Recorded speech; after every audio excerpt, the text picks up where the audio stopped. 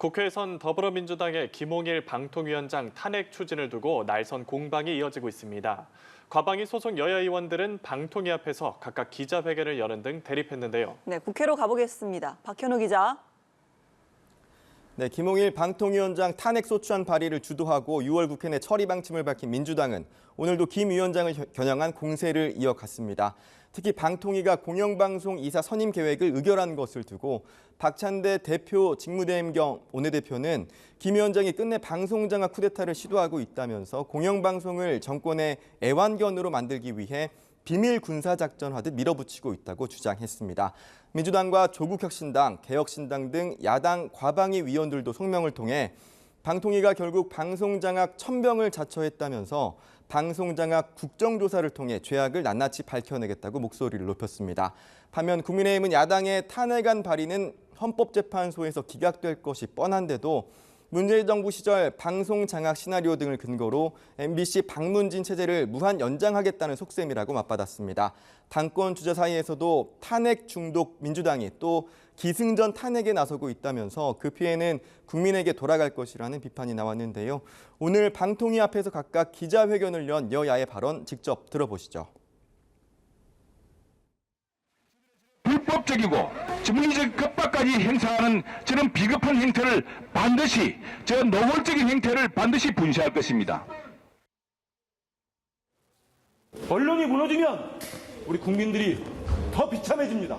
그 선봉에 우리 더불어민주당, 조국혁신당 모든 의원들이 쓰겠습니다.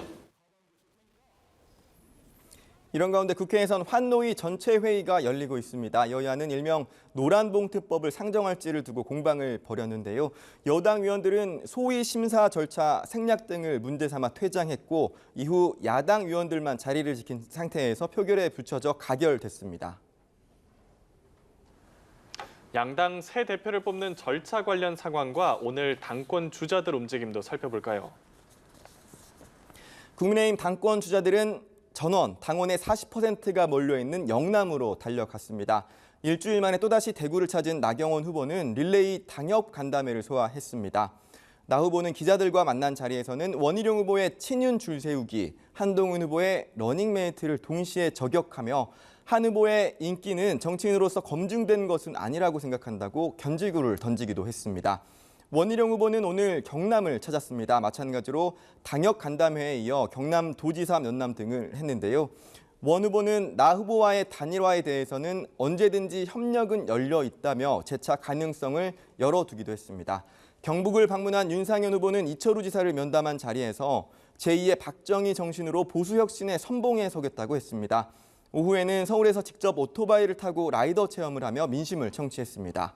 부산을 찾은 한동훈 후보는 박형준 부산시장을 면담했습니다. 다른 당권 주자들이 배신의 정치를 고리로 자신을 공격하는 것과 관련해 자신이 배신하지 않아야 할 대상은 대한민국과 국민이라며 대한민국 국민을 절대 배신하지 않을 것이라는 입장을 밝혔습니다. 민주당 상황도 살펴보면요. 오는 8월 치러지는 전당대회에 이재명 전 대표의 단독 출마와 연임이 유력하게 점쳐지는 가운데 전당대회 준비위원회가 회의를 열어 전대 룰 등을 논의했는데요.